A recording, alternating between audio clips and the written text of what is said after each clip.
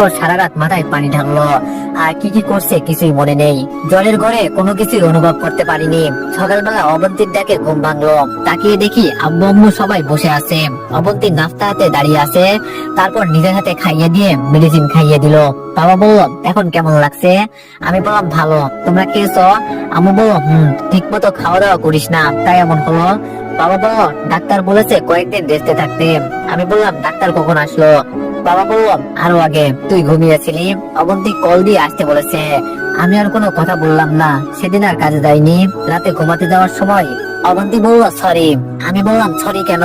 অবন্তী বলল, আমার জন্য আজকে তোমার এই অবস্থা। আমি বললাম, আরে ধুর, এগুলো কি বলেন? আপনার জন্য হবে কেন? অবন্তী বলল, ফ্লোরে ঘুমানোর কারণে এমন হয়েছে। আমি কোনো কথা বললাম না। অবন্তী বলল, প্লিজ তুমি খাটে ঘুমাও, আমি নিচে ঘুমাচ্ছি। আমি বললাম, দরকার নাই, আমার জন্মই হয়েছে নিচে ঘুমানোর জন্য। আমি থাকতে পারবো, সমস্যা নেই, আপনি ঘুমান। অবন্তী বলল, কিন্তু। আমি বললাম, কোনো কিন্তু না। নিচে ঘুমালে আপনারও তো সমস্যা হতে পারে। তখন কি করবেন? চোখ ঘুমিয়ে পড়ুন। অবন্তী কিছু একটা বলতে চেয়েছিল, বাট আমি বলার আগেই সুযোগ না দিয়ে উল্টো পাশে শুয়ে গেছি। ওকে নিয়ে একটা এটা বলতে পারছে না যে আসো আমরা দুজন খাটে ঘুমাই। দুজন খাটে ঘুমাইলে কি এমন সমস্যা হয়ে যাবে?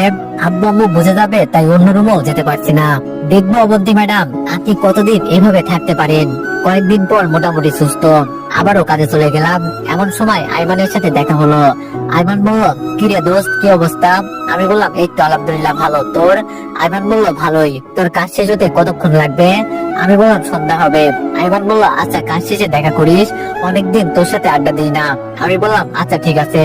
তারপর আবার কাজে চলে গেলাম। বিকাল বেলা আইমানের সাথে দেখা করতে গেলাম।